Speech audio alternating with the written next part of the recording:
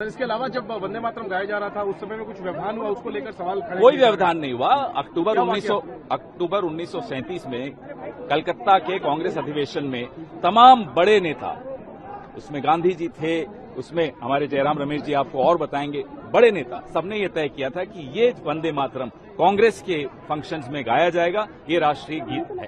तो 2-3 साल पहले उन्होंने अपने राजनीतिक विरोधियों को अर्बन नक्सल कहा।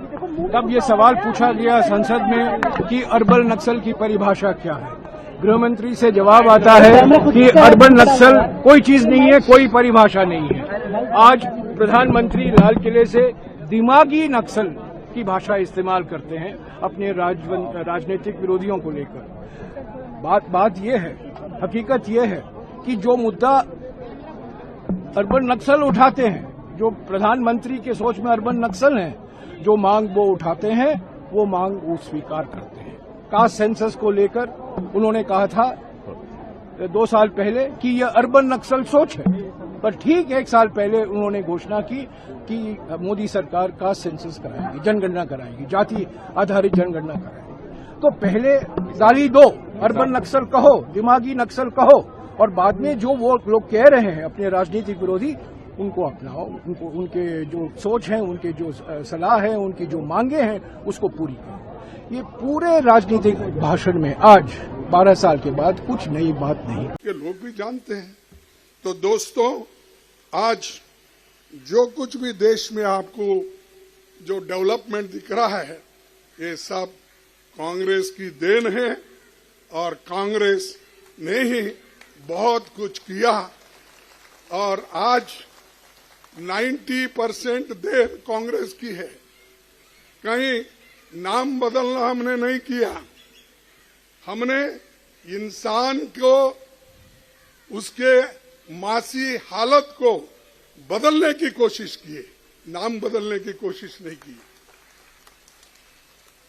और ये क्रेडिट लेने का काम करते हैं, करने दो, लेकिन बहुत दिन ये चलेगा नहीं। हमारे देश का सबसे बड़ा पर्व है आज के दिन हम सबको साथ आकर आने वाले भविष्य की चिंता करनी चाहिए, और जो हमारे पास तमाम चुनौतियां हैं उसका सामना करने के लिए एकजुटता दिखानी चाहिए। और ये आज का दिन है जब सब धर्म, मजहब, जाति, बिरादरी को छोड़कर हम सब याद करें उन लोगों को जिन्होंने बहुत कुर्बानी देकर इस देश को आजाद कराया था। और आज हम ऐसे मुकाम पर खड़े हैं जहां आने वाली पीढ़ी हमसे उम्मीद करती है कि हम क्या नीति निर्माण कर रहे हैं, क्या वातावरण बना रहे हैं। तो सबको साथ मिलकर आना चाहिए। और जहां तक लोगों के बारे में बात करने की बात है, किसी को आरोपी बनाना, किसी पर उंगली उठा देना, किसी के चरित्र के बारे में चर्चा करना, जैसा आज देखा मैंने, मुझे लगता है सही नहीं है। आज के दिन एकजुटता का, साथ मिलकर आगे बढ़ने की जो बात है वो हम सबको करनी चाहिए। Everybody is a Naxal. What do you mean by that? So first he should describe this phrase. What is Dimagi Naxal?